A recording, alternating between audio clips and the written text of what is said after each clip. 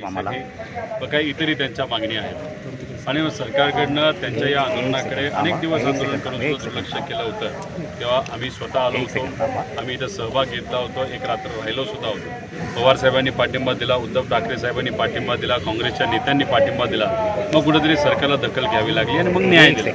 आमचं एवढंच मत आहे की 6 जुलैपर्यंत आम्ही राजकीय दृष्टिकोनातून याच्यामध्ये राजकारण करणार नाही, आम्ही कुठे याच्यामध्ये सहभाग घेणार नाही। आम्ही फक्त सरकारला विनंती करतो की 6 जुलैपर्यंत यांच्या ज्या मागण्या ज्या रास्त आहेत त्या मान्य करा, नाहीतर 7 तारखेपासून आम्ही मोठ्या संख्येने या आंदोलनामध्ये आम्ही सहभाग घेणार आहोत। आम्ही स्वतः इथं उतरणार आहोत, यांच्याबरोबर राहणार आहोत, न्याय मिळूस तर यांच्याबरोबर तिथं लढणार आहोत। आमचे मोठे नेते सर्व पक्षातले 100% या शिक्षकांना तिथं पाठिंबा देतील, त्यांच्याबरोबर त्या ठिकाणी राहतील। त्यामुळे अजून वेळ गेलेला नाही, 6 जुलैपर्यंत सरकारने निर्णय यांच्या बाजूली घ्या, नाहीतर 7 तारखेपासून हे आंदोलन खूप मोठं या भूमीमध्ये त्या ठिकाणी झालेलं आपल्या सगळ्यांना बघायला मिळेल।